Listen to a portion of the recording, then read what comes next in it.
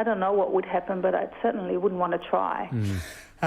Thank you for that expertise, Linda. Appreciate you joining us. Linda Belk on the panel. So it sounds like she's saying we get through a difficult time and then the tech will probably step in and... the domestic airplanes, I say. Yeah, or we go to your alternative. And then you can be sitting up there with your little, PlayStation, the co-pilot, going zip, zip, zip, zip. That actually might be quite a nice way of keeping the passengers entertained, giving them control over it while they're flying. So it would be in planes like Flying Fortresses, and you'd be the front gunner and the rear gunner, all right. Government agencies could save money by using Uber cabs, says the Taxpayers Union, more than $3 million of it. There are calculations I won't go into, but an example is if you travel from Wellington Airport into the head office of MB, it'll cost you $37.50 on average in a cab, but only $24.37 with Uber. And the government agencies spend a lot of money on taxis, $9 million in the last year, but only about $77,000 was spent on Uber-type transport. So it's suggested the public's set to get rid of its 15,000 cars and Uber up more. What do you think?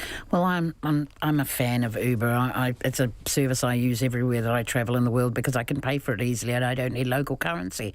I am worried about the fact that there are tax implications, and if our government were to utilise a service, then it would have to be squeaky clean in terms of tax. They'd be approving a company that doesn't pay a whole lot of tax. We don't know. We don't know. How do we know? Because a lot of the independent drivers, I get a receipt saying how much they've generated, but I don't know if they pay taxes on that. I mean, that's the thing. I mean, Uber is has this fantastic business model which is so useful for consumers, but it's also really challenging in terms of how it deals with regulations, how it deals with tax. It would be really troubling for a government agency to be kind of approving of it in that way when it's being challenging in other aspects. Yeah, someone on Twitter says it's pretty legal. Yeah, bordering on, just about.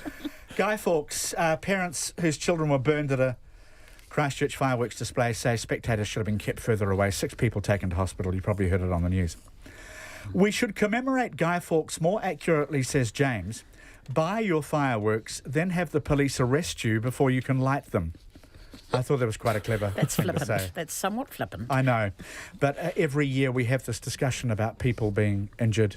I've said for years, I haven't, luckily my children, because when they were little, I was a pirate maniac like everybody else at that time of the year. But thankfully, they've outgrown firecrackers, so I can be sanctimonious now. And I think that the whole notion of celebrating the gunpowder plot is patently ludicrous. But I do celebrate, is it Wellington Council who's going to move to use Fire Creek's fireworks in June, which is a much better, safer time. It's not as hot. It's early at night. And I absolutely applaud that. I have great memories of my pyromaniac best friend in primary school scraping the flammable material off of sparklers until he got a big bucket of it and then setting that all on fire. It was, so dangerous and probably illegal, but great memories of that. So that's what fireworks means to me.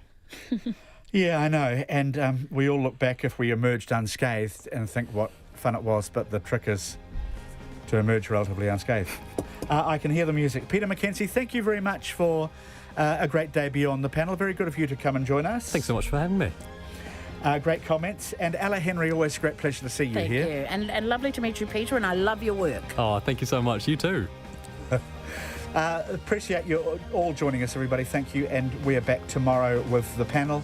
We're standing by for Checkpoint very soon with John Campbell.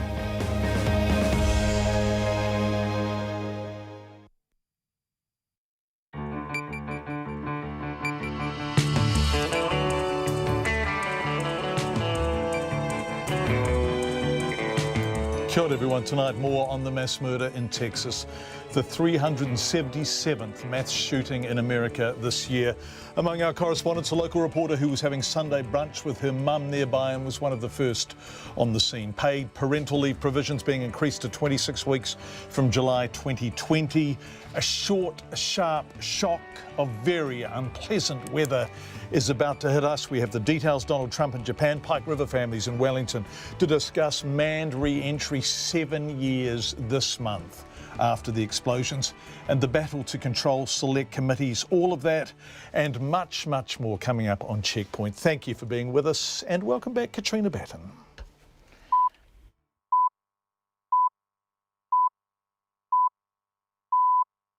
RNZ News at 5. Kia ora, good afternoon. Ko Katrina Batten, aho.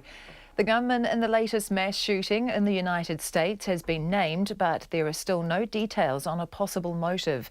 Dressed in black, 26-year-old Devin Patrick Kelly entered the First Baptist Church in the small Texan town of Sutherland Springs and opened fire, killing 26 people and wounding up to 30. Freeman Martin from the Department of Public Safety says an armed local resident intervened and tried to stop the gunman. As he exited the church, a local resident grabbed his rifle and engaged that suspect. The suspect dropped his rifle, which was a Ruger AR assault-type rifle, and fled from the church. Freeman Martin's from the Department of Public Safety. The gunman died a short distance from the scene, but it's not yet clear whether he was shot by police or whether he took his own life. Authorities say the victims range in age from 5 to 72. The Labour-led government will extend paid parental leave to 22 weeks from July next year, then to 26 weeks from 2020. The Prime Minister, Jacinda Ardern, says evidence shows having a parent at home as long as possible to care for a child provides a huge benefit for that child's development. She says a bill will be introduced to Parliament on Wednesday, the wording of which she says will be very familiar to many. It's a bill that has been well canvassed and supported by all parties in the previous Parliament, with the exception of the National and ACT Party. Despite having a majority in the House, it was, of course, vetoed by the last government. Jacinda Ardern says New Zealand's current entitlement of 18 weeks of paid parental leave is one of the lowest in the OECD. The Paradise Papers leak reveals a deal hatched in an offshore tax haven to cash in on the legacy of the late Australian rock star Michael Hutchence. 13.4 million documents have been leaked, mainly from an offshore law firm in Bermuda, which lay bare investments in offshore tax havens by the world's rich and powerful. The ABC's Four Corners program has been working on the papers, as Michael Jander reports. INXS frontman Michael Hutchence died 20 years ago. But his brother Rhett Hutchence says the family's seen little of the considerable wealth he built up over his career, after much of it went to legal costs. There was nothing left for any of us. The Paradise Papers reveal for the first time that Hutchins' former lawyer, Colin Diamond, is legally claiming to be the sole beneficial owner of the rock star's remaining intellectual property rights. Four Corners had access to more than 13 million documents from tax havens around the world through the International Consortium of Investigative Journalists after they were leaked to German newspaper Süddeutsche Zeitung. Michael Jander. The Waikato District Health Board failed to communicate effectively, delaying a patient's assessment for a kidney transplant. The Health and Disability Commissioner, Anthony Hill, says this compromised the continuity of care for the patient, who later died. Charlie Drever reports. The 62-year-old Bay of Plenty woman was diagnosed with a rare kidney disease in 2010. She was referred to the Waikato DHB because her local board didn't have its own renal service. Mr Hill found multiple shortcomings, including delays, communication problems and a lack of clarity between roles. He says all up, the DHB failed to ensure quality and a continuity of services for the patient. He also criticised the Auckland DHB, who oversaw elements of her care, for not providing clarity over what cardiac investigations were necessary for the patient. Ko Charlie Drever, aho. A prisoner remains in a serious condition at Dunedin Hospital after an assault at Otago Corrections Facility.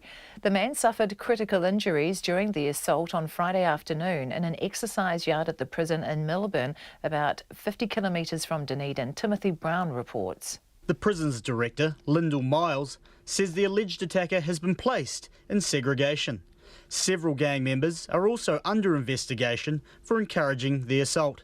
The victim remains in an induced coma. Most of those being investigated are associated to Mungu Kaha, also known as Black Power.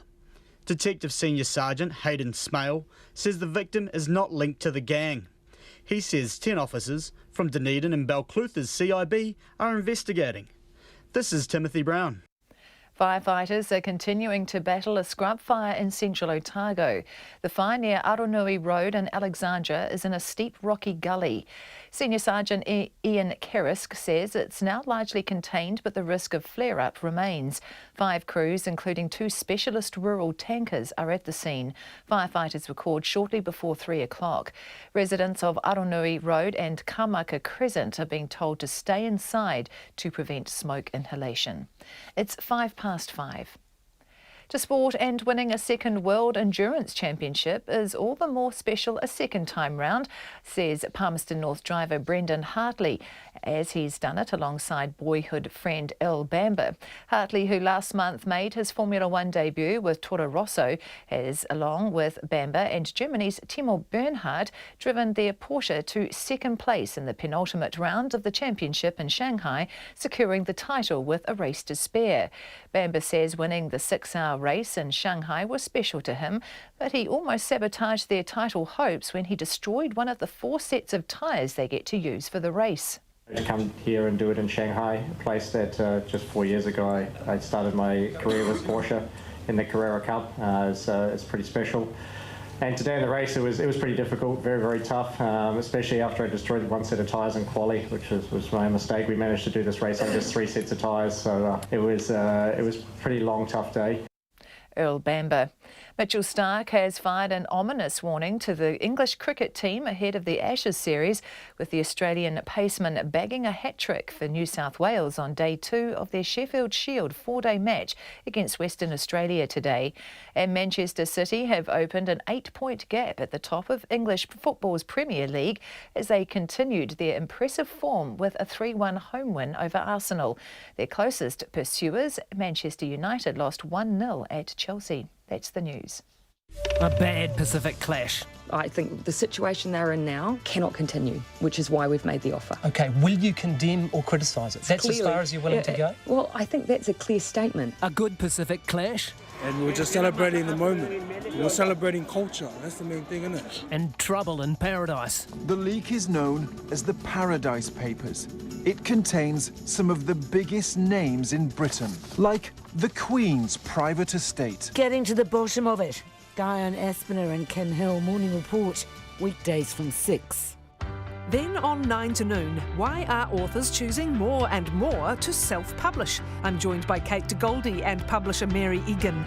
And after 10, the author of the best-selling How to Train Your Dragon series, Cressida Cowell, on creating more magical characters. Join me, Catherine Ryan, on 9 to noon after Morning Report on RNZ National.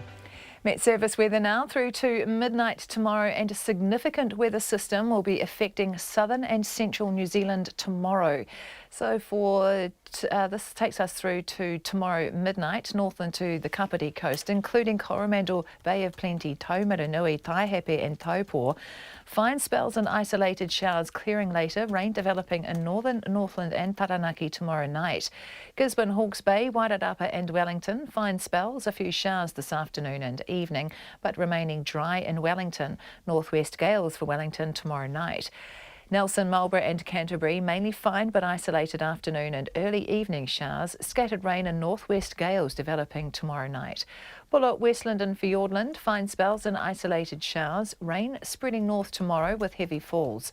Otago and Southland, mainly fine today but a few showers in the south. Fine at first tomorrow but rain later with snow lowering to about 400 metres at night. And the Chatham Islands, showers easing tonight. It's coming up to 9 minutes past 5 and you're listening to Checkpoint. You are indeed, and thank you for doing so. Nice to have you back, KB. Coming up on the program tonight, we will have more on that weather system Katrina was talking about. Georgina Griffiths from the Met Service is going to join us in the studio. Also, paid parental leave, Donald Trump in Japan, the Paradise Papers, and much more. But we begin tonight in a town few of us had ever heard of before today, Sutherland Springs in Texas. There this morning, our time, a 26-year-old named Devin Patrick Kelly walked into the First Baptist Church and opened fire.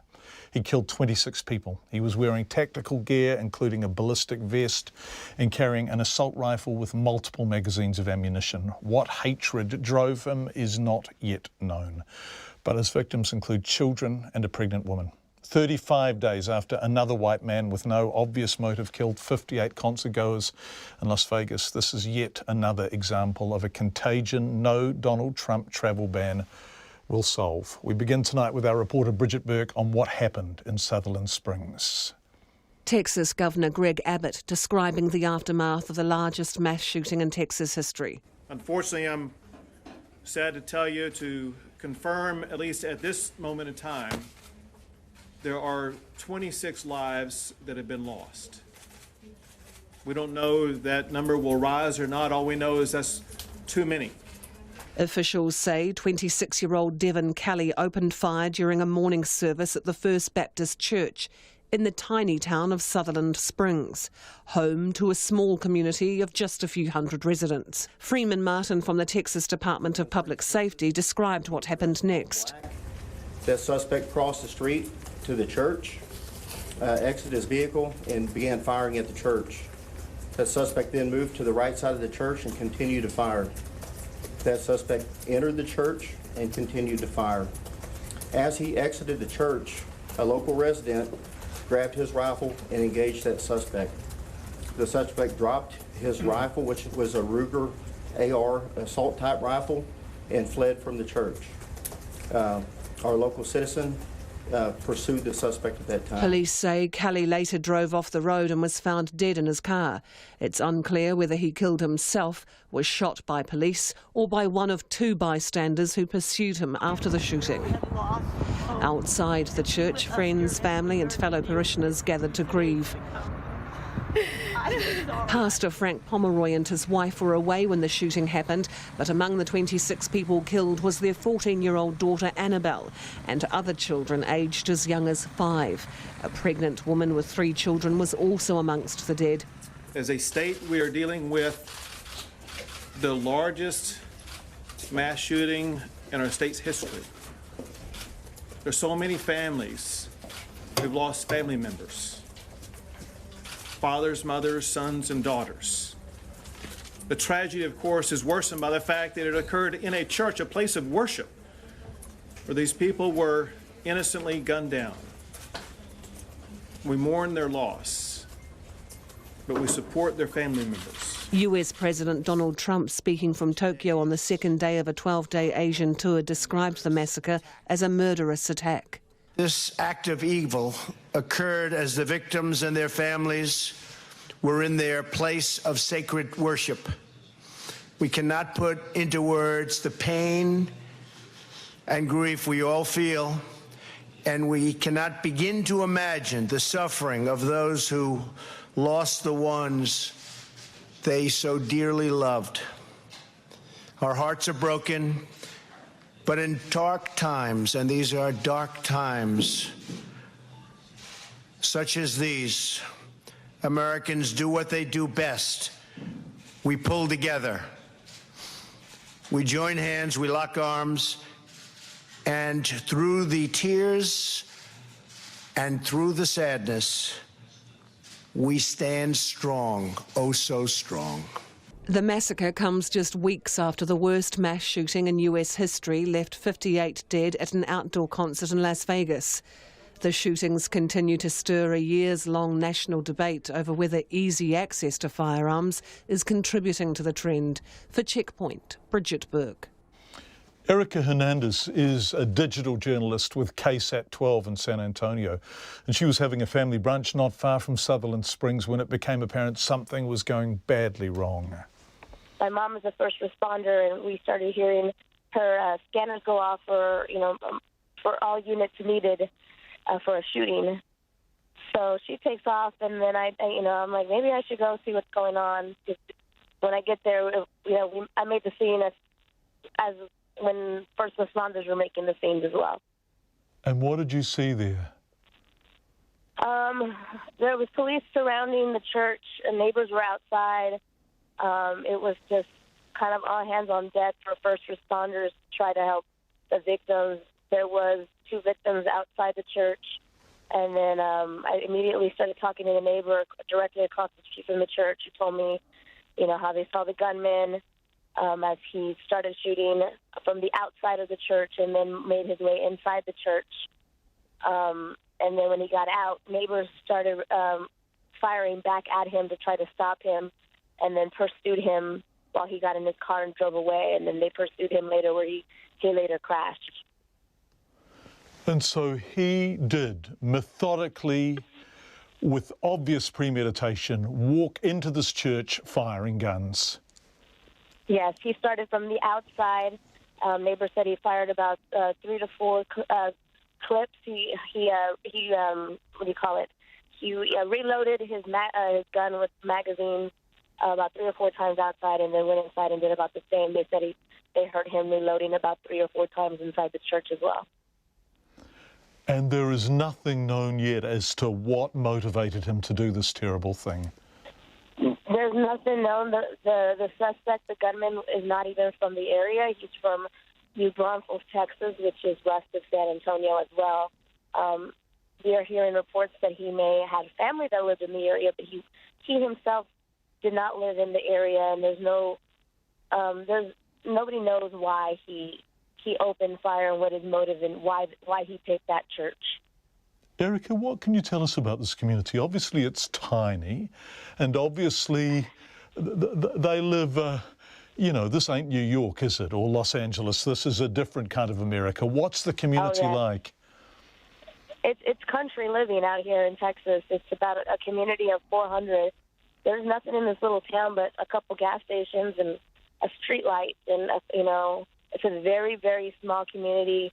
Most of them in the community have to travel 10, 15 miles east to go get their groceries. So it's definitely out in the country. It's a farm town. It's out in the middle of South Texas, and then it's a very small, tight-knit community. Everybody knows everybody there. Erica, I want to ask you a question that's quite a tough question, and I presume that you may know people who know people if you live nearby. So I don't want to offend you in any way, but Texas has one of the highest per capita rates of gun ownership in the United States. It has some of the laxest gun ownership laws in the United States. Will people talk about this stuff now, or is that not a conversation that takes place?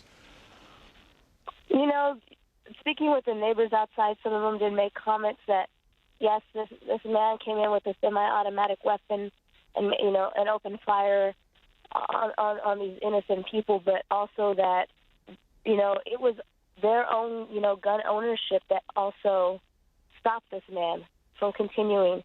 And, it's a double-edged sword here in Texas. It's something that, it's a political theme that will constantly be talked about in the United States about gun control. And, yes, Texas has some of the most, easiest gun laws from all the states. We have open carry laws here in Texas. So, but it's something I think right now probably shouldn't be talked about, but it will be talked about politically for weeks to come. Erica Hernandez is a digital journalist with KSAT 12 in San Antonio. Open carry state is Texas. Today's shooting in Sutherland Springs was the 377th mass shooting in the United States so far this year. They're chronicled on the website Mass Shooting Tracker, which records the details of all shootings in which 4 or more people are shot. 27 dead in Sutherland Springs, 59 dead in Las Vegas last month, 9 dead in a city called Plano in September, 5 in New Mexico in June, 6 in Florida the same month, 8 in Mississippi in May, and on and on. Some other 5s, lots of 4s, but those relatively small mass murders are so commonplace they attract local media coverage rather than national attention. Fewer thoughts and prayers from the White House. And the number of gun violence deaths in the USA so far this year, well, earlier this afternoon it was standing at 13,135, although it increases constantly. Southern Springs was one of 13 fatal shootings across the US on Sunday. That was a quiet day. On Saturday, there were 30 separate shootings in which people died. It's 9 minutes past 5. You are with Checkpoint on RNZ. Coming up, the trial of Police Inspector and Chairman of the Tapuia Marae, Huri Moana Dennis begins. He faces 2 charges of kidnapping and batten down the hatches. A November polar blast heads our way. Bizarrely bad weather, short and sharp. We have the details. Don't forget you can text us 2101. You can tweet us at Checkpoint RNZ, or you can email checkpoint@radionz.co.nz. Paid parental leave will be extended by 4 weeks from July next year to 22 weeks. That will increase again in 2020 to 26 weeks, fulfilling Labour's election campaign promise. The Prime Minister, Jacinda Ardern, made the announcement a short time ago at Parliament. She says a bill putting in place the changes will be introduced to Parliament on Wednesday, the wording of which she told reporters would be very familiar to many. It's a bill that has been well canvassed and supported by all parties in the previous Parliament, with the exception of the National and ACT Party. Despite having a majority in the House, it was, of course, vetoed by the last government. That will not happen again. The benefits of paid parental leave are well understood, but the benefits of paid parental leave have not translated into New Zealand legislation and practice. Jacinda Ardern says New Zealand's current entitlement of 18 weeks is one of the lowest in the OECD, where she says the average is 48 weeks. I'm proud that this government will pursue one of the issues that we pursued hard in opposition. That is an extension to the time available to families to bond with their child at the most important time of a child's life, and those are its early months. Again, the evidence is clear, it's well supported, it's a policy we're incredibly proud to be progressing at this early stage of our government.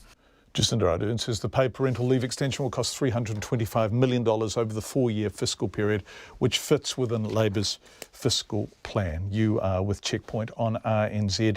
It is 21 minutes past 5. It's being described as bigger than the Panama Papers. More than 13 million leaked documents exposing investments in offshore tax havens by the world's rich and powerful. Appleby, an offshore law firm founded in Bermuda, is at the centre of the leaked documents known as the Paradise Papers.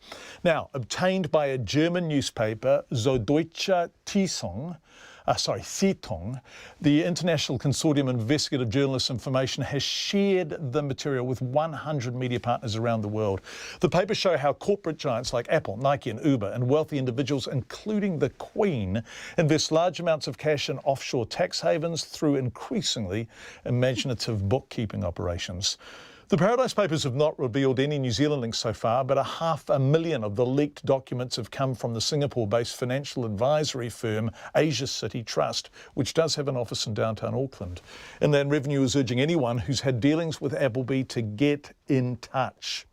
The ABC's Michael Jander has been working on the Paradise Papers with the Four Corners team and filed this report. Think Bermuda, and you probably think of sunshine and beautiful beaches. That's unless you're a multinational company or super rich. Matthew Gardner's from the US-based Institute on Taxation and Economic Policy. The most recent data tell us that US companies reported a little over $100 billion of profits that they claim they're earning in Bermuda. The main problem with this is that the entire Bermuda economy is about $6 billion. But where's all that money going? Until now, we've had little idea. But Gerard Ryle from the International Consortium of Investigative Journalists says that's changed with a leak from one of Bermuda's major offshore law firms, Appleby, which now operates worldwide. What we're looking at here is the biggest leak in history, looking at 13.5 million documents. About half of those documents are from Appleby, the rest are from Singapore-based Asia City Trust and 19 corporate registries in tax havens around the world. We are seeing things that people need to know about. We're seeing the lengths that companies do go to avoid taxes. We're seeing secrets. There are more than 120 politicians around the world that we found in the documents. The biggest name among those politicians is US Commerce Secretary Wilbur Ross. The billionaire divested most of his assets when he took on the role, but the Paradise Papers show how he kept a stake in Navigator Holdings, a shipping company that does business with Russian gas firm Sibor. Sasha Chavkin has been leading the Wilbur Ross investigation for the ICIJ in conjunction with Four Corners. Sibor's owners are members of Vladimir Putin's inner circle. They include his son-in-law, Kirill Shamalov, Gennady Timchenko, who's a Russian oligarch who's been sanctioned by the United States and European Union since 2014.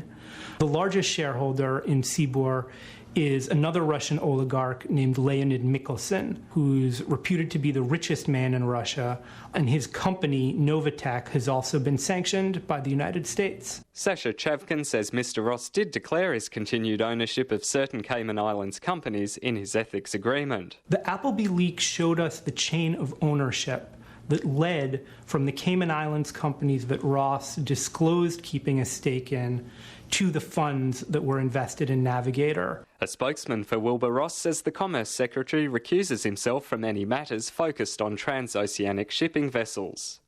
Other prominent names in the Paradise Papers include the Queen, rock star Bono, Madonna, the late INXS frontman Michael Hutchins, Swiss-based Australian mining giant Glencore, and the Melco Crown Casino operations James Packer once co-owned. There's no suggestion that any of these people or companies have violated laws through their offshore investments. It's the ABC's Michael Jander, 5:25. If you thought summer was here, and by golly, there's been some summer weather, 26 degrees the last time we did a live cross to Invercargill, but you might want to think again for a couple of days. A significant weather system bringing heavy rain and winds, and even November snow is due to hit the South Island from tomorrow morning, moving north tomorrow night and into Wednesday. Met Service meteorologist Georgina Griffiths says whilst the weather event will pass quickly, it will be high impact on the way through. Oh, we've got like the fast-moving freight train low. So in the Tasman, absolutely makes a beeline for the South Island, and it's a fast system, but it's a very impactful one, John. So severe northwest gales for a large chunk of New Zealand, basically between Christchurch, Canterbury, right up to Masterton through to Taranaki. And those are top-end wind warnings, gusts 130, 140 from Tuesday evening. Wow. So power lines, the trees are in full greenery. We expect power impacts with this one. And because it's so fast moving, we get a burst of extremely heavy rain for places like Westland, Bulla, also maybe into parts of Nelson, and also Western North Island sees that Wednesday morning a good burst. So that's up the Kapiti Coast through to Taranaki all the way? Yeah, so warnings in place for western areas. All watches, all just an extremely heavy burst of rain. Tuesday for the South Island's D-Day. For us North Island people, it's really into the early hours of Wednesday. So significant, really windy across the country on warning, as I mentioned, from Masterton to Taranaki and southwards through to Canterbury. And then, of course, it's got a sting in its tail, this one. You know, low and heavy snow. We're on watch for snow. In November. Yeah. It's and it's going to be an interesting one. I think, it all happens so quick. We get the wind and then we get the rain and then we get the snow and the cold temperatures down south. So at the moment, if you live in Otago, possibly South Canterbury, anywhere inland South Island, above about 400 metres, we may see snow lowering too. And above about 600, that might be extremely heavy snow. So we're on watch for broad-scale heavy snow, and the details will come out Tuesday morning from Met Service. So definitely, if you live in the lower South Island, keep on up with the warnings for wind and for rain and for snow. And there's a watch in place for peripheral areas on that. We're going to see impacts with road snows anywhere inland, including the Crown Range Road, and all of the main passes where, people try and get to and fro from, are likely to see snow. Those details will come out in the issue either tonight or first thing tomorrow morning, and that will be impactful from trying to get from one place to the other. And, as you mentioned, this is a late snow event, and it's going to be very wet snow. So again, the poor power lines are going to suffer. So we expect this to be a quick event, but quite an impactful one, and particularly on the power and roading aspect. So when will it be through by, do you think? When will over Wednesday lunchtime. It's amazing. It's that fast. So, in and out. Yeah, Tuesday night onwards and through and gone by, say, let's call it Wednesday lunch. And obviously different parts of the country see a clearance at different times, but it's really a 24-hour event, and it's a very impactful and an unusually widespread severe event. So people really need to just exercise caution, don't they, with roads, with power lines, anywhere that wind can do damage. Yeah, and I think if you're flying and you're a nervous flyer, I think this is going to be significant. Check in with those airports during Tuesday night and particularly the overnight period, early hours of Wednesday. I mean, it's going to impact on quite a lot of, transport link kind of deal. How cold is it going to get?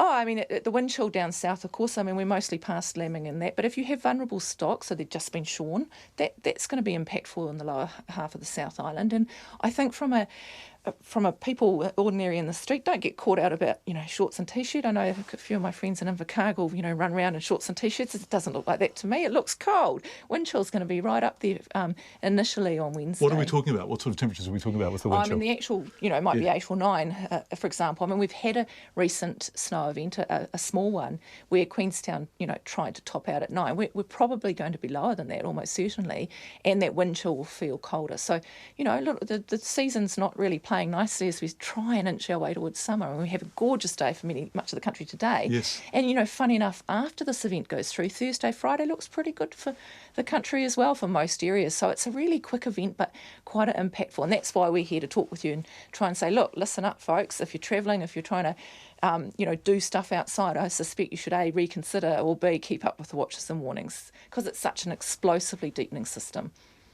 That's Georgina Griffiths from the Met Service.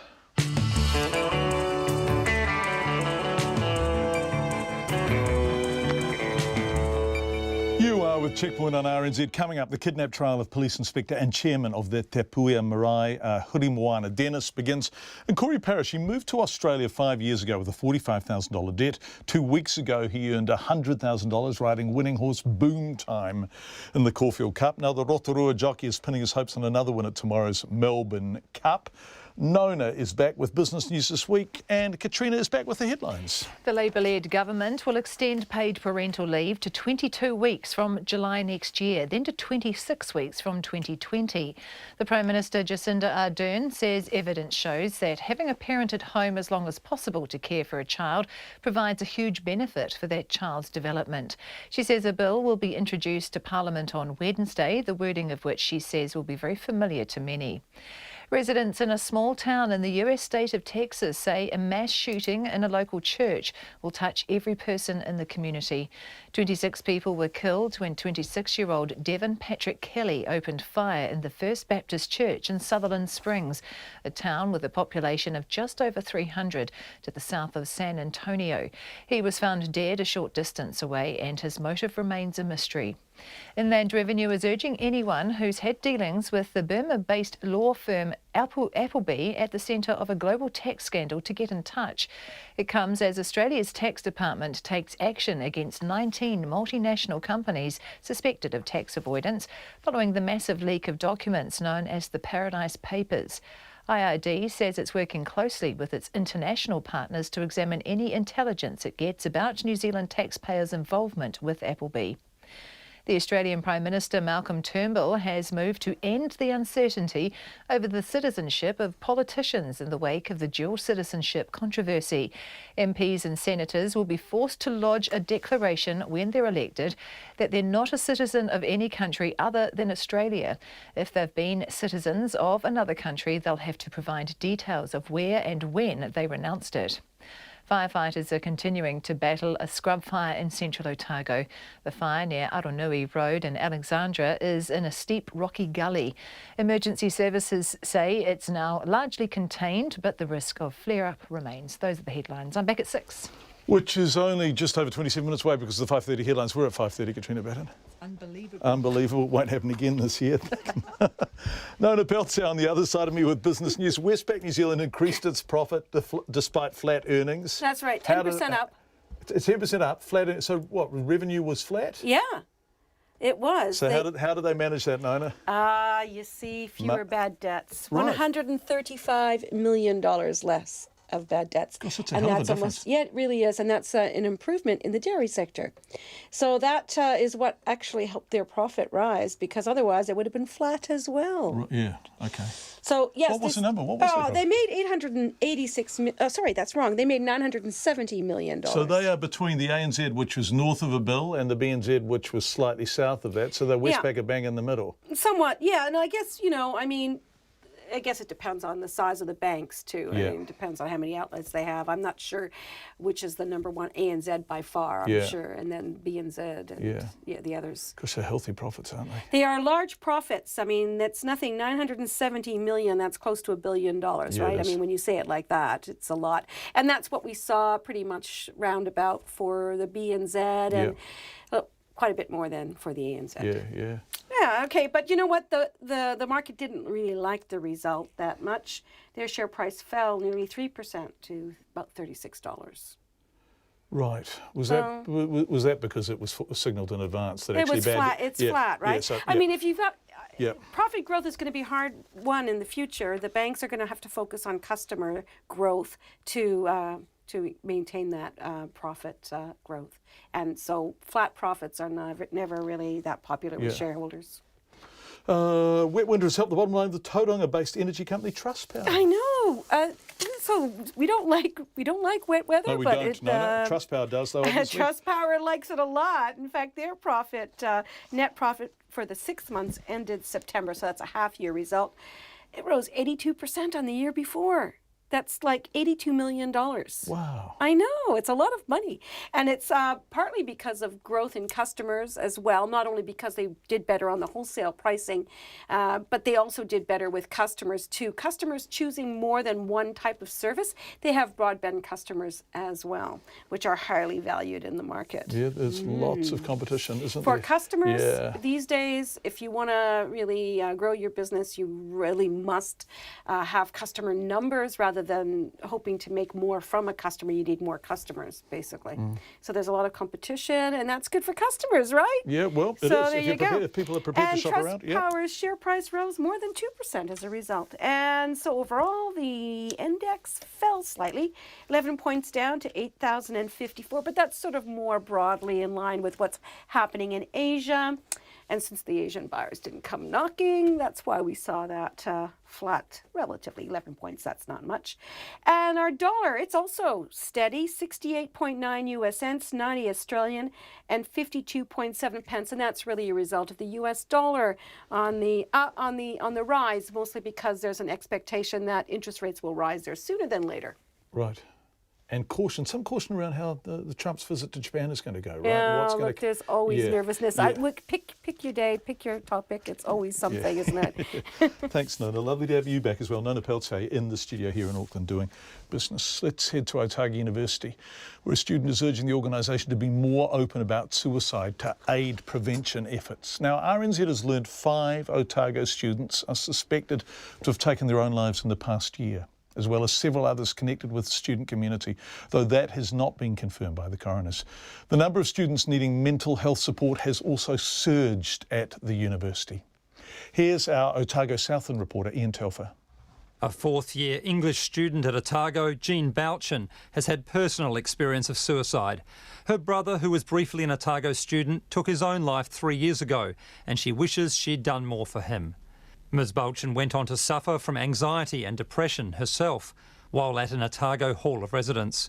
She says it was a big jump from high school to university. You have to constantly keep on top of your readings, your studying and like your lab reports and the like. I wasn't doing health science, but I was doing a number of health science papers, and the level of competition, especially within my hall of residence, was extreme. It was excruciating. You had students comparing their test results in the hallways and in a passive-aggressive manner as well. That wasn't great. Ms Bouchin says the suspected suicides this year have shocked the campus. I don't personally know any of the students who have passed away, but I have friends who are really close to them and who are really cut up by what happened. What I've heard has just been about hearsay around the university. There's been no official publication or statement by the university or any of the departments. One of the university's chaplains, Greg Hewson, as part of the suicide prevention front line, counselling students and helping them get support when it's needed. Reverend Hewson says it's been a bad year for suicide around the university community, but no one is quite sure why. However, he says the impact on students and staff is enormous. There has been an increase, particularly this year, in sudden unexpected deaths, and this has had a mental health component in some cases. So often we're seeing the tragic end result sometimes of this increase in suicide in our New Zealand community, and that has sadly been evidenced in our own university community this year. Mr Hewson says there's good evidence that the church, the mosque and communities of all faiths have a crucial role in nurturing spirituality and building mental health.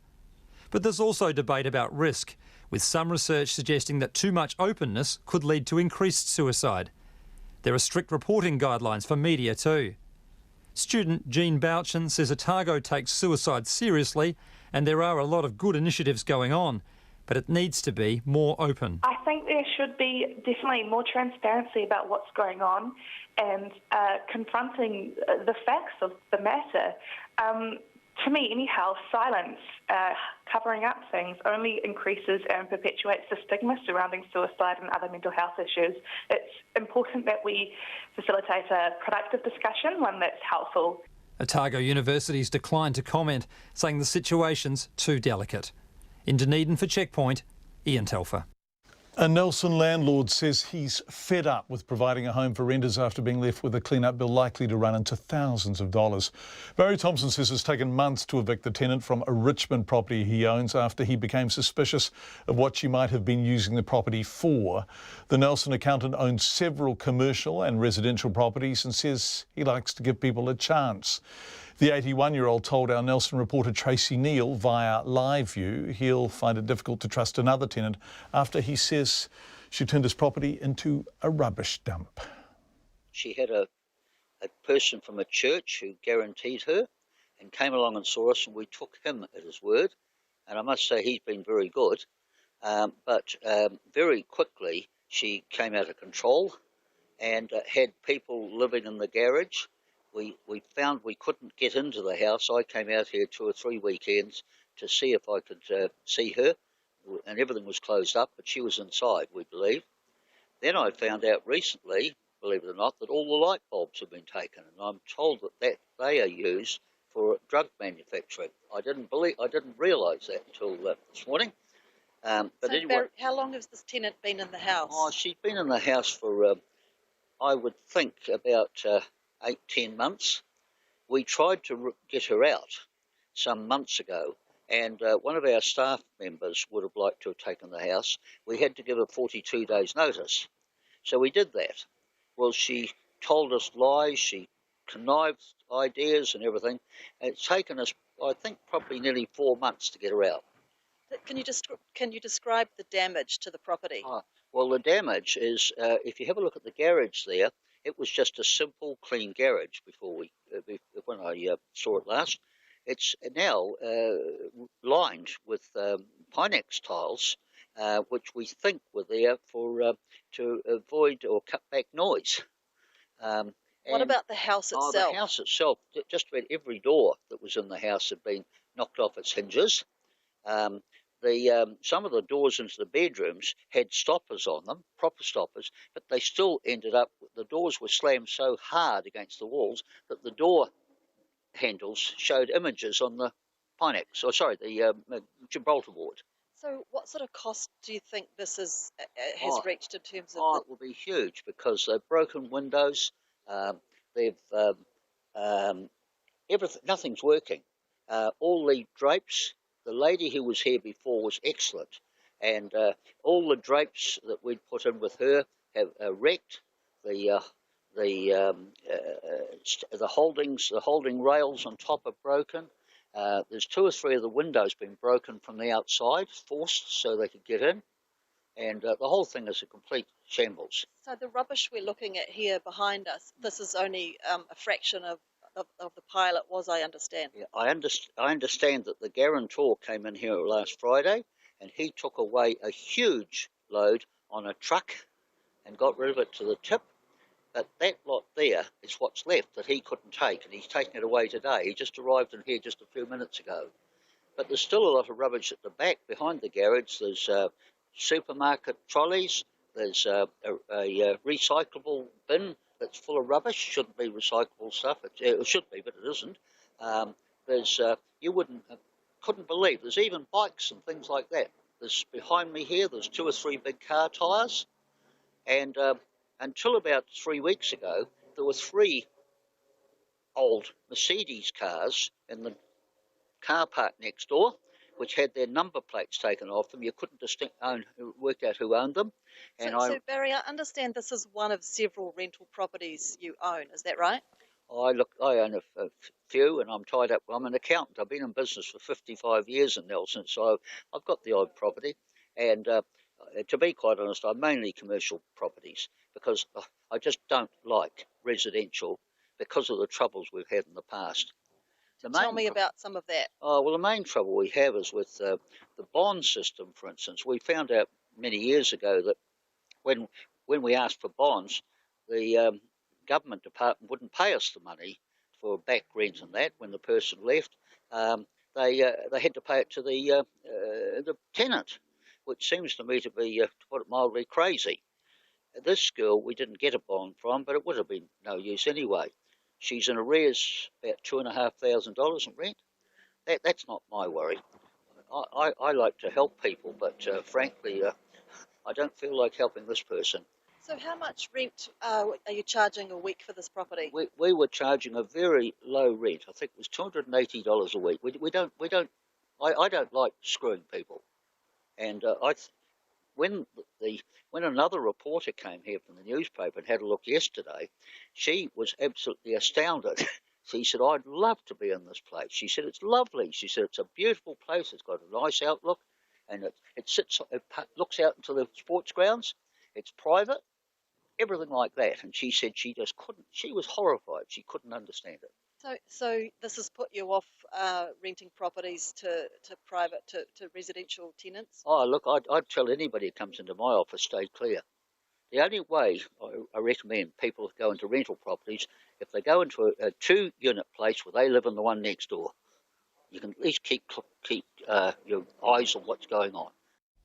Nelson landlord Barry Thompson speaking to our Nelson reporter Tracy Neal. The guarantor wouldn't say more than he is now devastated by what's happened. 14 minutes to 6. It might be a storm in a select committee room, but National says changes to MP representation mean its ability to hold the new government to account is being compromised. Now, the number of MPs who will sit on select committees has been reduced, but the Leader of the House, Labor's Chris Hipkins, says that's because of an agreement all parties signed up to in the last Parliament. Now, select committees are cross-party groups of MPs that consider legislation, scrutinise the actions of ministers and government departments, and have the power to hold inquiries like the recent one into voluntary euthanasia, for example. Mr Hipkins told our political editor Jane Patterson all of the select committees have been rejigged so they can operate more effectively, a move backed by National. They strongly supported this all the way through, and the recommendations of the Standing Orders Committee were made unanimously, and they were unanimously supported by the House when the report was reported to the House. So I think that we are best to keep following through with that process rather than trying to change things now. Given the circumstances of the National Party having such big opposition numbers, you wouldn't think that that would be cause to reconsider that decision? Well, look, we've looked at a variety of things that we can do to recognise that this is the first genuinely MMP parliament that we've had, in my view. So, for example, the size of the government and the size of the opposition are actually almost identical to what they were in the last parliament. In the last parliament, the governing parties had 63 seats and the opposition had 58. In this parliament, the government's still got 63 seats and the opposition's got 57, so 1 seat fewer than the opposition had in the last parliament. In the last parliament, the opposition chaired one select committee, had a deputy chair on one select committee and had one assistant speaker. We've offered the National Party the opportunity to chair 5 select committees, 5 deputy chairpersons, and to hold the position of deputy speaker. So we are recognising the fact that we want to see the opposition playing a greater role in the overall operations of the Parliament. We do think that the days when governments could just do what they liked and railroad over top of the opposition have to come to an end. But what the National Party seem to be asking for is a blank cheque to stop the government being able to govern, and I don't think any government would do that. With the shift in numbers, is there going to be a challenge for Labor or the governing parties to always have a majority on those select committees?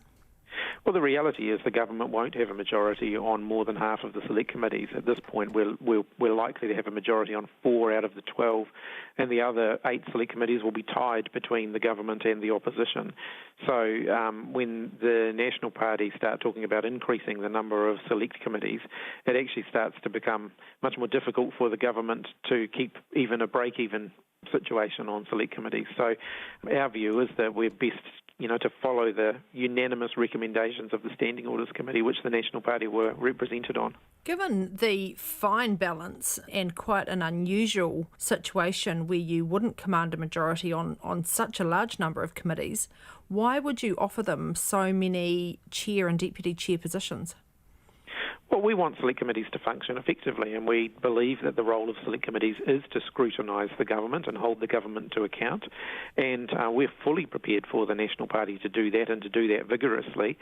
We believe that will be healthy for democracy. It'll make us a better government.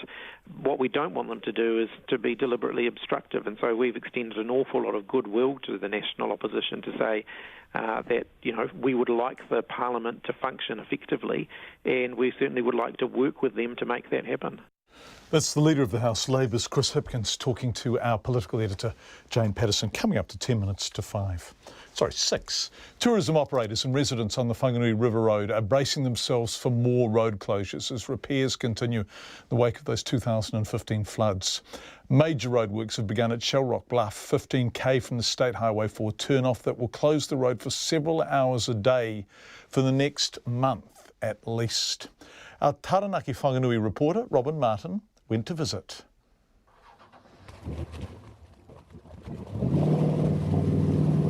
The 1 in 200 year flood event in June 2015 caused hundreds of slips and washouts and closed the road for several weeks. More than 2 years on, the road is still scarred, pitted with potholes and reduced to one lane in many places. Ken Harworth operates Whanganui River Adventures and operates jet boat tours at Pipariki. He says the road closures will cost him business. Well, basically it scares away all of the passing traffic, so anybody that's driving through, all the tourists that are going north and south, they see the road closed signs at the top and bottom ends, and so they basically just don't come this way. That's what happens. Mr Harworth says the road was also closed for long periods last year, and he's disappointed at the level of consultation with River Road residents. He's thrilled to see the work being done, but reckons it could have been handled better.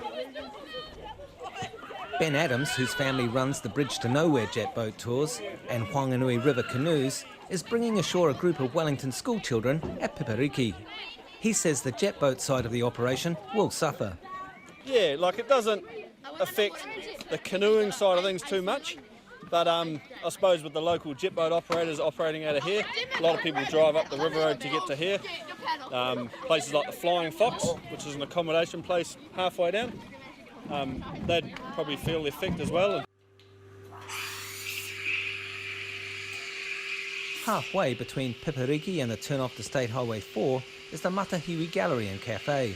Its owner, Marlena Ranganui, is not impressed at the road being closed again. Unfortunately, having that sign just outside my gateway is not going to help me. This morning, some people came through, they stopped, they looked at the sign and off they went. Last year it was exactly the same, and I lost a lot of business through that. But not everybody is upset at how the roadworks are being handled. Sister Christina is the last remaining nun at the Sisters of Compassion Catholic Convent at Jerusalem. She says although the road closure is a challenge for guests, she felt well informed. They send us a timetable. They're very good. Yeah. They're good people. So before 12 o'clock, if anybody wants to go to town, you have to hurry there.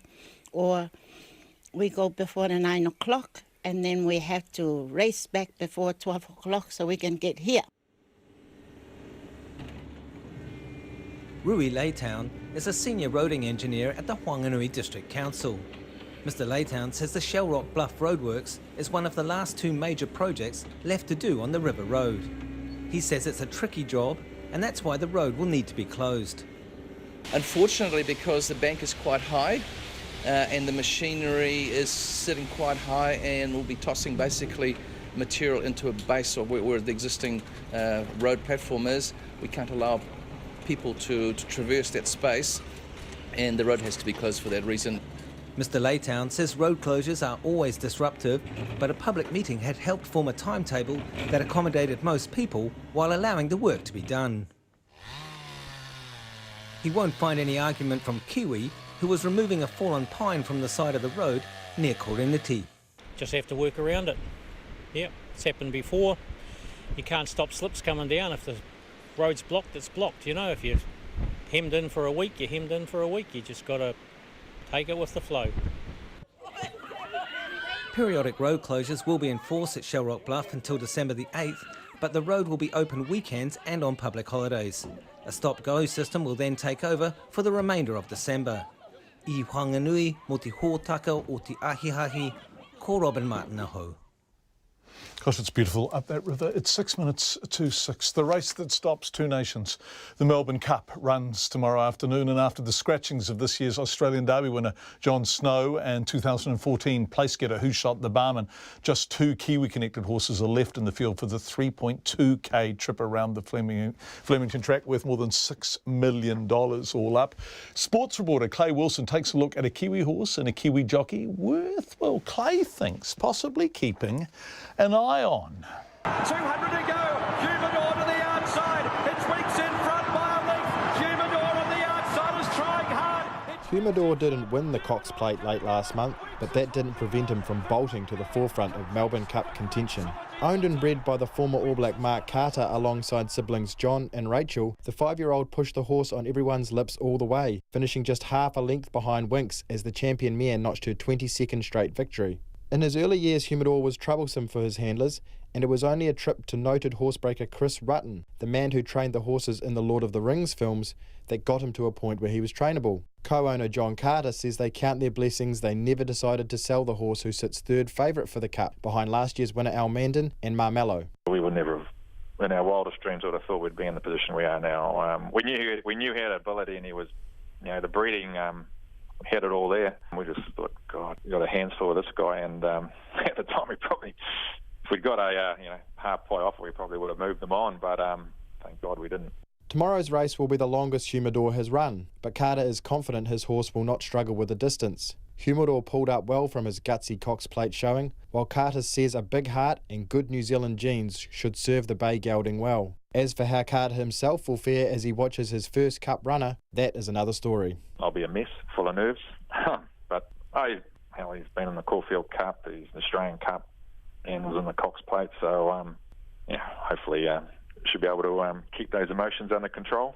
Someone also hoping to hold his composure is New Zealand jockey Corey Parrish. Parrish will make his Cup debut aboard Boom Time after riding the Australian 6-year-old to an upset Caulfield Cup win last month. 28-year-old Parrish was $45,000 in debt when he left New Zealand with his wife and daughter 5 years ago. The Rotorua-born jockey working as a labourer while securing rides. After earning almost $100,000 for just over 2 minutes work in the Caulfield Cup and securing a ride in the Melbourne Cup in the process, Parrish says it is special to know all his hard work has been worth it.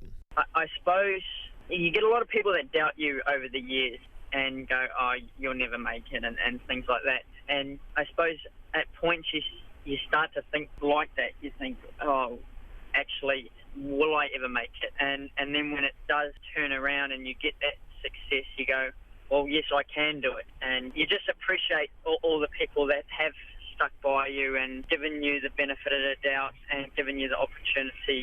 Boom Time lies midfield in most betting markets, but that won't stop plenty of punters backing him after the pair powered through traffic for an impressive Caulfield Cup win against several of the horses they will line up against tomorrow. Add in a strong fourth in the Herbert Power Stakes and Parrish's assessment those races have often been a good indicator of Melbourne Cup results, and the Kiwi jockey's confidence is not diminished by the odds. All that remains now is for Humidor, Parrish and the other 22 runners to travel the most famous 3,200 metres in racing. Two nations will be at a standstill watching. For Checkpoint, I'm Clay Wilson.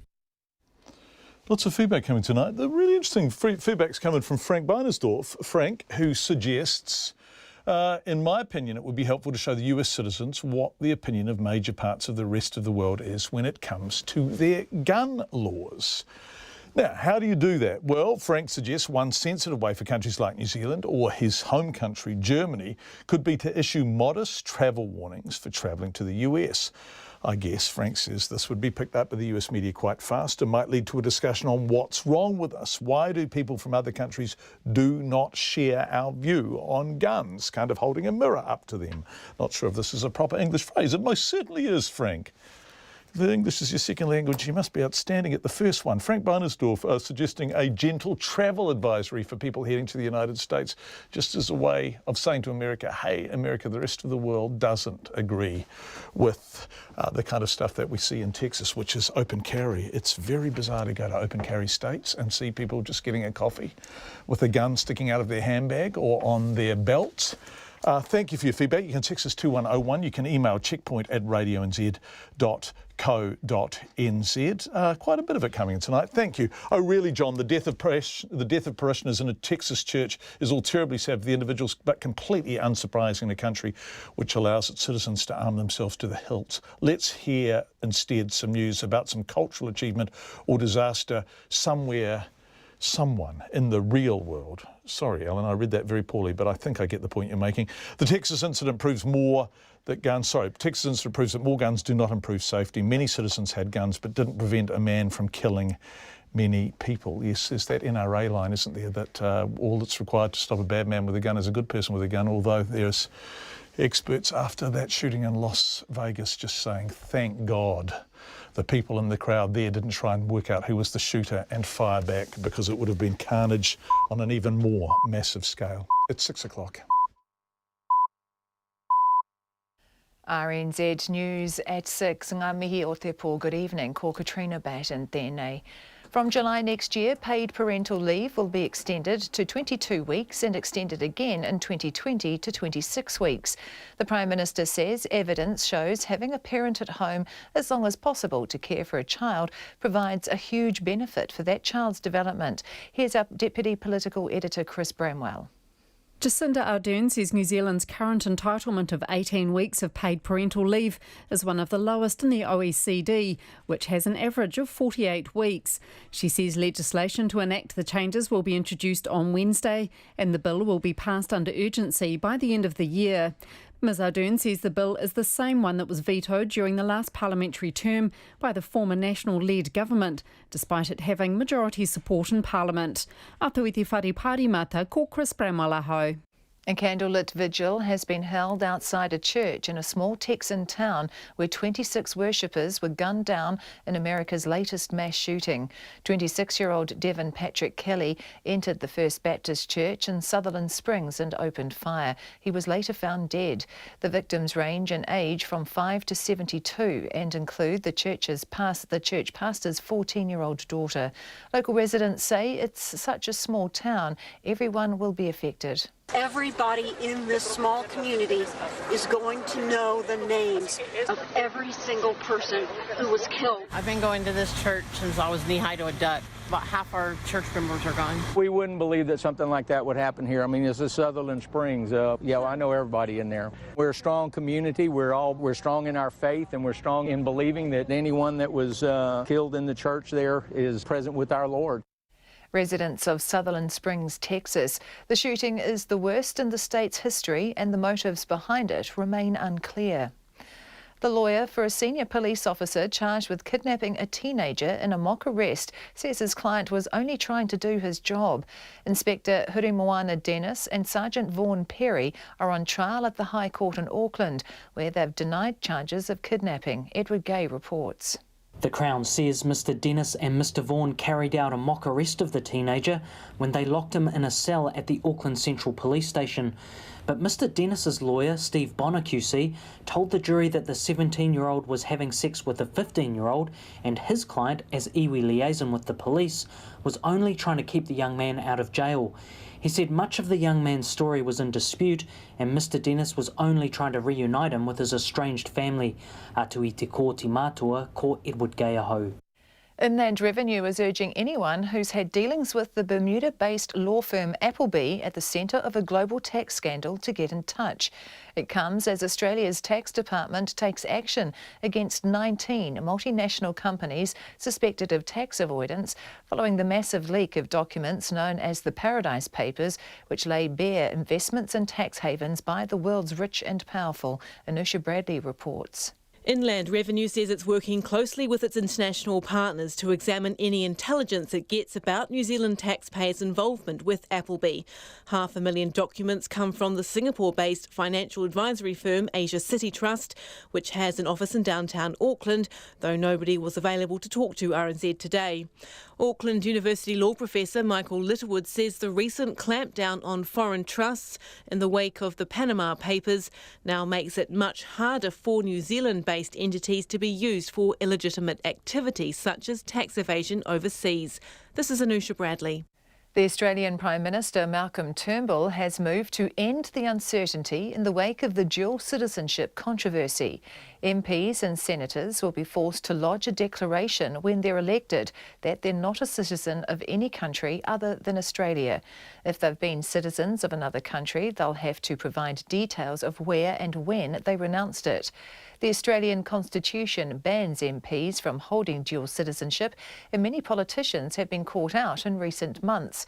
Last week, a High Court ruling led to the disqualification of the Deputy Prime Minister, Barnaby Joyce, who discovered he was a New Zealand citizen.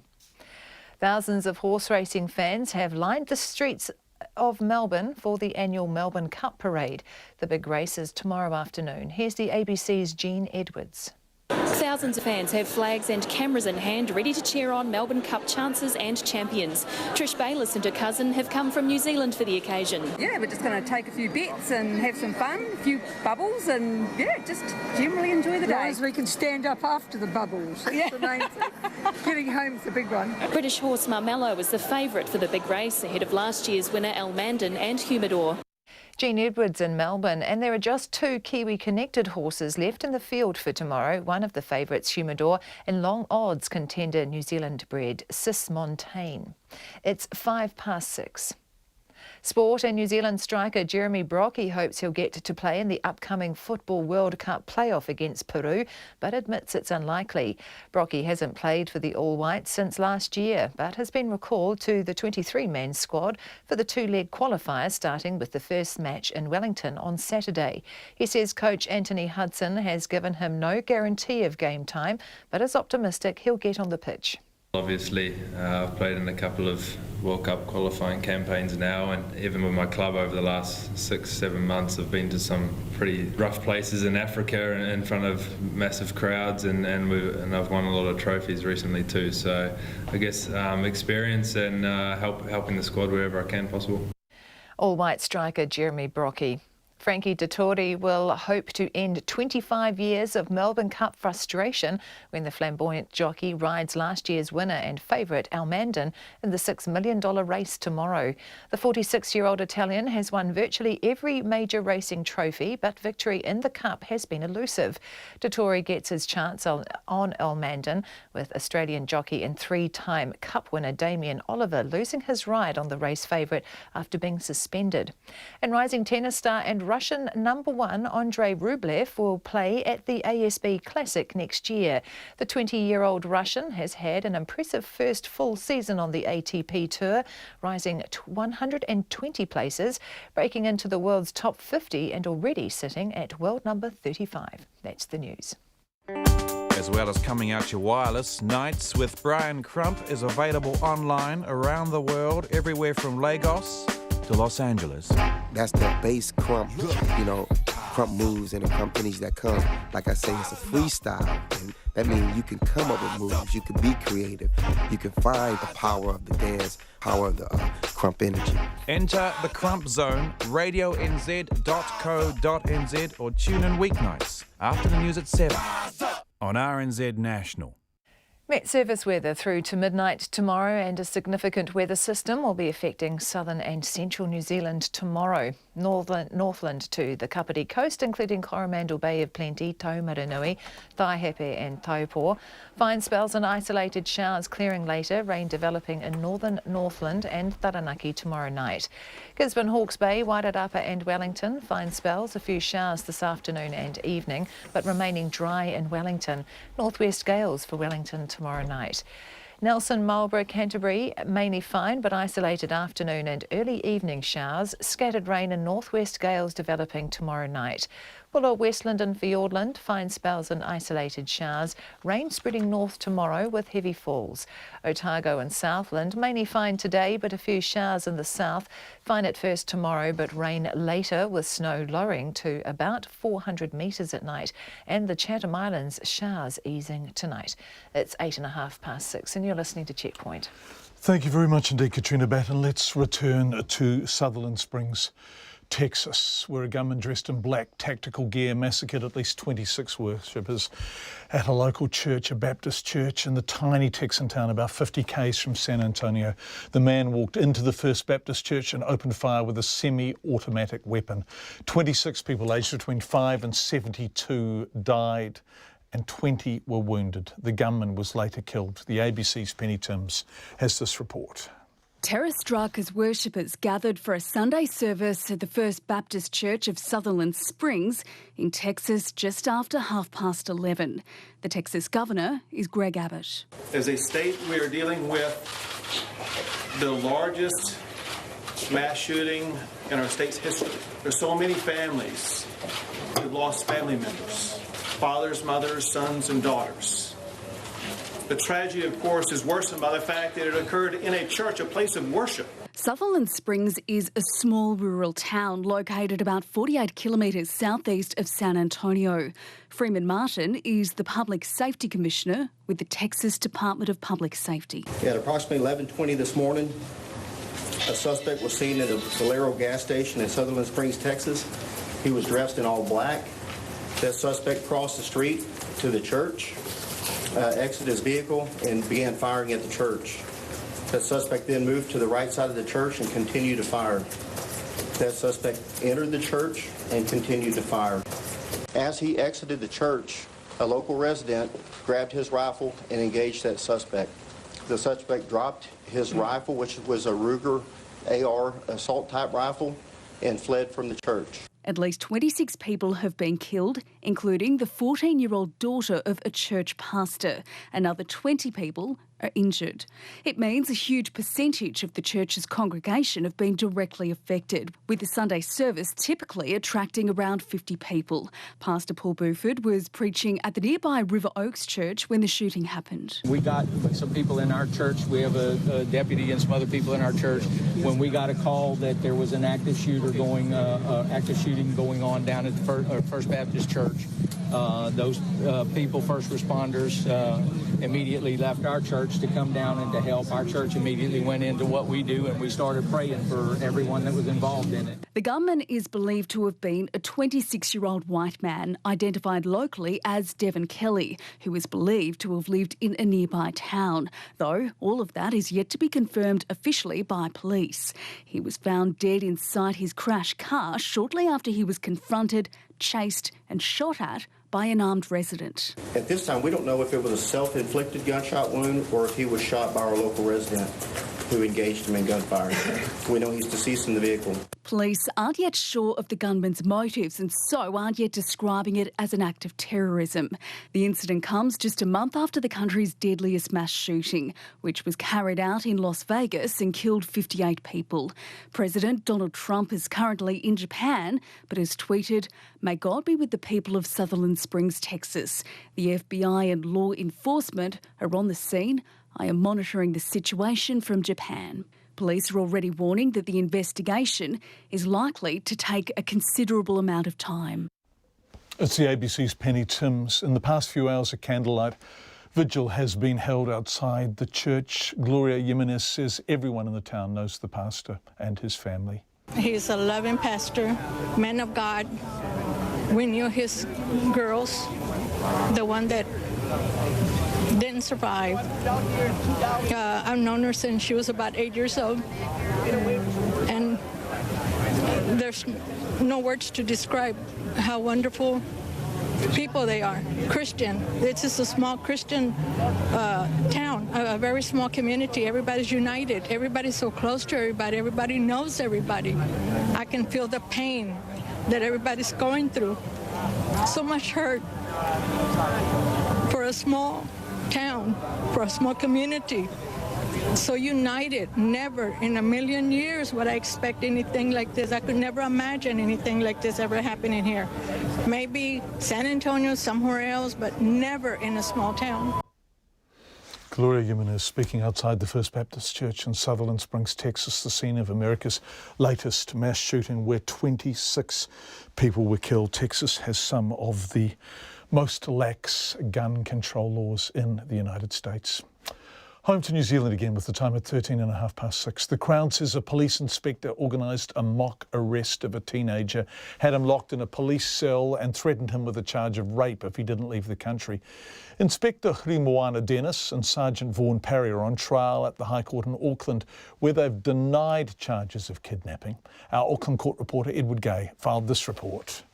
The Crown prosecutor, Brian Dickey, said Mr Dennis wanted to help a family, but he overstepped the mark. So the Crown says to you this is a pretty serious case of the abuse of that power of the New Zealand Police Force, the uniform and of course the rank.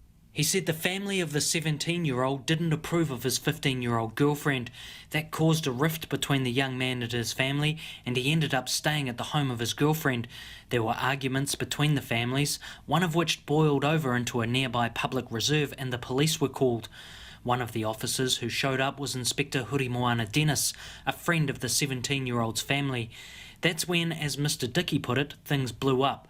Later, police were again called, this time by the 17-year-old's mother, who laid a complaint against her own son, alleging he was having a sexual relationship with a minor, his 15-year-old girlfriend. Look, it's dubious to propose that she did so out of concern for the victim in that matter, which of course is the underage girl. She did so for her own reasons. The investigation concluded no charges should be laid, and the senior detective told the 17-year-old the outcome. But Mr Dickey said Mr Dennis didn't let the matter end there. He had a constable pick the 17-year-old up and bring him to the Auckland Central Police Station, where his mother and grandfather were waiting in an interview room. He said the 17-year-old was told he could either stay in New Zealand and be charged with rape, or leave and start a new life in Australia. The inspector told him he would take him down to the police cells and charge him with rape, and that he would be held in the cells overnight, and that he would go to the court the following day. Mr Dickey said Sergeant Vaughan Parry took the young man through the process that included having his details entered into the computer, having his clothes and shoes removed, and being given a wristband which he was told was a tracking device. He was then put in a police cell, a cell the jury will visit tomorrow, before he told Mr Dennis he would move to Australia. But once there, the young man had his passport taken off him by family members. It was some time until he could convince them to return the document on the pretext of wanting to open a bank account in Australia. Instead, the teenager got on a plane from Sydney bound for Auckland. But Mr Dennis was told by family members the teenager was on his way back and alerted his colleagues at the airport. He was then ushered off the aircraft by airline staff and was met by the constables Postlethwaite and Heenan at the gate. Constables were both in uniform and sidearms with the Glock pistol. Mr Dickey said the young man believed he had no choice but to do what the officers asked of him. That included attending another meeting with his family and Hurimoana Dennis, where he was told by Mr Dennis that he was not to see his girlfriend and not to return to the country until after his 18th birthday. His girlfriend's family were only metres away in the arrival lounge, still waiting for him to appear. But instead of a reunion, the teenager was put on the next flight back to Sydney. Mr Dennis's lawyer, Steve Bonner QC, said the teenager's version of events was far from the truth. He said his client was an experienced police officer who was only trying to re-establish the young man's ties with his family. One of his strategic goals was to keep young Maori men out of the system. And one of the roles of an iwi liaison officer, which is what he was, is to get involved when necessary, is to help when necessary. He said the young man was breaking the law by having sex with a minor, and Mr Dennis was only trying to stop him becoming another statistic. Vaughan Parry's lawyer, Todd Simmons, said his client was following the directions of two senior police officers and believed the teenager was taking part in a role play and had given his consent. The trial is due to hear from 25 witnesses and is set down for up to 4 weeks. Mō te hōtaka o te ahi, ko Edward Gay ahau. 18 minutes past 6. It is the 6th of November 2017. The first explosion in the Pike River coal mine was on the 19th of November 2010. 7 years on, the families of Pike River victims say it's only now they're finally being listened to. Some of the families came to Parliament today to discuss the new government's plan for manned re-entry into the mine. Political reporter Benedict Collins has more. 29 miners were killed in explosions at the Pike River mine in November 2010. For years, the former National-led government maintained it was too dangerous to re-enter the mine drift to try to recover the bodies. But the new government intends to do just that. Today, the minister responsible for Pike River re-entry, Andrew Little, met with some of the miners' families at Parliament and went over the first step, setting up a legal entity to run the project. We're just taking advice on that at the moment. I'll have some discussions with the Right Honourable Winston Peters, and then hopefully Cabinet will make a decision about that in the next week or two, about what that looks like, what its scope of responsibilities is. Once we get that set up, we're in the process then of doing the planning, the technical detail, using the advisors and specialists that the families have been using. Mr Little says the families will be involved every step of the way. In the end, because of the way this has been handled, this is important to all New Zealand. The way the aftermath of this tragic disaster has happened has not been good, and we've got to make amends, and we will do that by doing justice to the families, and today we've started that process. Anna Osborne, whose husband Milton died in the disaster, says the families are impressed. We feel part of a team now. We feel like we've been finally listened to after 7 years, and it feels great. It feels great to be in this position, knowing that we've got a minister who we solely trust. The families have all discussed Mr Little being our minister for the re-entry, and the families are all on board, and we're excited now just to get it underway and happening. A spokesperson for the families, Bernie Monk, says they feel like it's a fresh start. All the problems we've had in the past have been wiped. We're starting with new people on the ground. We've got confidence in Mr Little making this happen, and we're going to stick by that and going to be part of it, and that's the most exciting part. Whereas other establishments, other government, they didn't make us part of that, and which we're going to be part of this, so we're really excited. Mr Little says he's not sure if the health and safety law will have to be changed to enable the re-entry, and says he's still receiving advice on the matter. From Parliament for Checkpoint, Benedict Collins. The US President Donald Trump and the Japanese Prime Minister Shinzo Abe have bonded in Tokyo over golf stakes and trucker hats. Mr Trump arrived in Japan on his first stop of a 5-country Asian tour, which will include South Korea, China, Vietnam and the Philippines, plus Japan. That's the 5. It all comes as the region is fraught with tension over the North Korean nuclear threat. Rather than heading straight to his official meetings, he first went to visit US military personnel. The BBC's Rupert Wingfield Hayes is following the trip. Under bright sunny skies, Air Force One touched down at Yokota Air Base just outside Tokyo. With a military band playing Hail to the Chief and a stage flanked by fighter jets, President Trump was given a rock star welcome by 2,000 US troops stationed here in Japan. President Trump could have landed at Tokyo Airport and been met by Prime Minister Shinzo Abe. It is significant that instead, for this first stop on his Asian tour, he has chosen to land here at a US military base and to address US military personnel. Got a lot of stuff coming. When he spoke, it was of America's overwhelming military might. And without naming the country directly, this veiled threat to North Korea's dictator Kim Jong-un. No one, no dictator, no regime, and no nation should underestimate ever American resolve. Every once in a while in the past, they underestimated us. It was not pleasant for them, was it? It was not pleasant. Minutes later, Marine One whisked the president to another of his favourite places, a golf course. There waiting to welcome him, Prime Minister Shinzo Abe. Mr Abe has deliberately cast himself as Donald Trump's #1 friend in Asia. And today he got his payoff. President Trump lavished praise on him and Japan, calling it a treasured partner and crucial ally. The US president will fulfill another long-held ambition, an official welcome from Japan's emperor. That was Rupert Wingfield-Hayes from the BBC, who was accompanying Donald Trump on that trip through Asia. It's 23 minutes past 6. It's been 3 years since the Wellington City Council paid $50,000 for a fashion show that didn't happen. The council wants its money back. But the organiser of the now defunct Wellington Fashion Week says the money was spent before the 2015 show was cancelled. Local designers say the demise of the capital's Fashion Week is indicative of a wider lack of support for the industry. Emma Hatton reports. Fashion shows are big business, but they also cost big money to stage. The Wellington Fashion Week ran for 3 years before it was cancelled ahead of the 2015 show. Now the City Council wants its organiser, Cameron Snedden, to repay the $50,000 it had paid out to help fund 3 shows scheduled for 2015 to 2017. Council spokesman Richard McLean.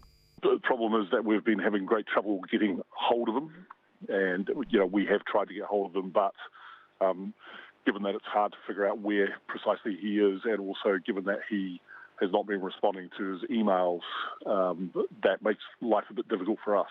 But Cameron Snedden told RNZ in an email he hadn't heard from the council, he was not avoiding it, and he had reached an agreement with it a year ago. He says the council agreed the funding had gone back into local businesses and there was no debt to repay. But Richard McLean says that's not the council's view. It would be safe to say that there have been no agreement, contrary to what Cameron has been saying. I mean, there have been no agreements based on what he has been telling you. Though, that is not the case. That's not our version of events. The stoush over the $50,000 has been going on for nearly 2 years. Mr Snedden says the money was spent on expenses for the event before it was cancelled, including $35,000 on hiring the council-owned venue. He says the council made money on previous fashion weeks from ticket and bar sales. The owner of World, Francis Hooper, says the fashion label appeared at 2 Wellington Fashion Weeks. We did 2 years in a row, and it was exciting to be part of something new and quite different that was not Auckland-centric. In the third year, we felt that there wasn't any innovation or growth or newness to what they were doing, and so we decided at that time to opt out. Mr Hooper says fashion events are expensive and don't get a lot of support from corporate sponsors.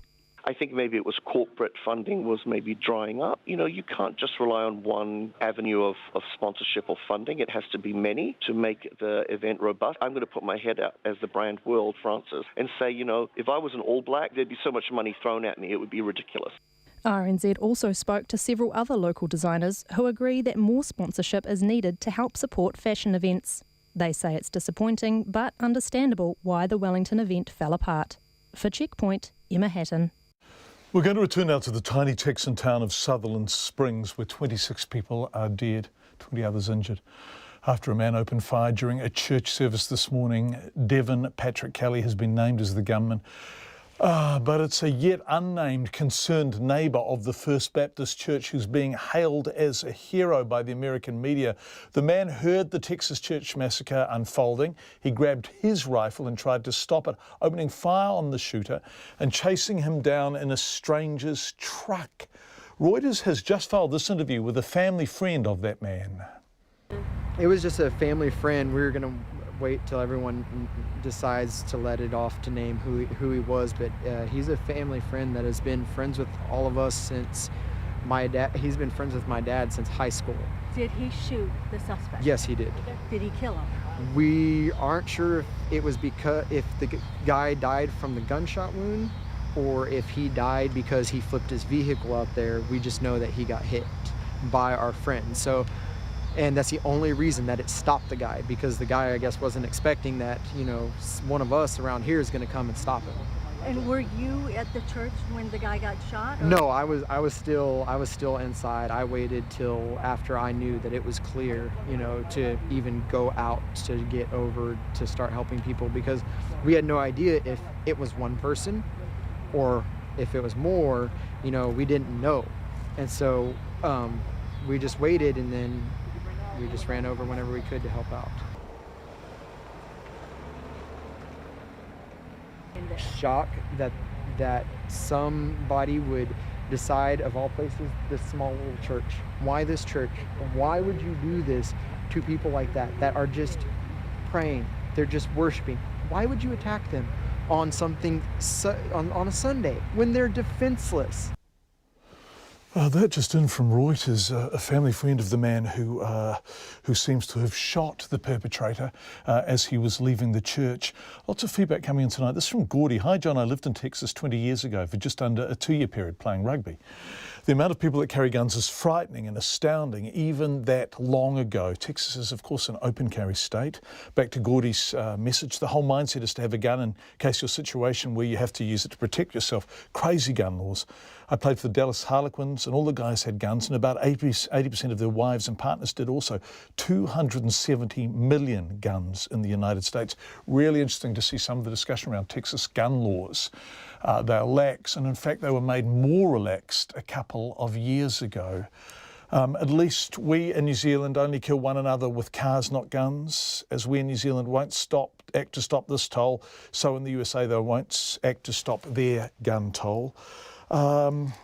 It's pretty inexplicable, a lot of you are saying, gun laws and the fealty to the Second Amendment in the United States. Lots of feedback about that tonight. A lot of people really troubled why so many people have to carry guns. 377 mass shootings in the United States so far this year. That is monitored by an organisation that records mass shootings as incidents in which 4 or more people are shot. That has happened 377 times so far in the United States. Gun deaths in the United States so far this year total more than 13,000. Donald Trump talks about travel bans, but overwhelmingly it is a domestic and American problem, and there seems to be no consensus around how it can be fixed. That is Checkpoint for tonight. Thank you for being with us. We really appreciate your company. On behalf of our excellent team, we'll be back tomorrow at 5. RNZ News headlines at 6:30.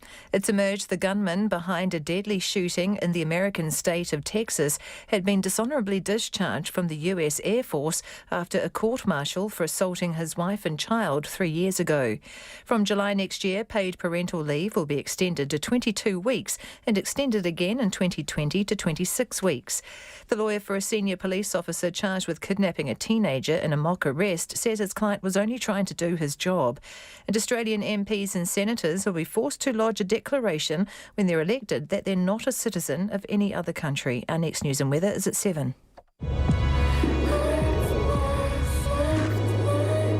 Electronica, classical instruments and personal mythology meet up in the music of Christchurch artist Indie. I'm Nick Bollinger and I'll be reviewing Indie's debut album Precipice in the Sampler. I'll be discussing the disco beats and wistful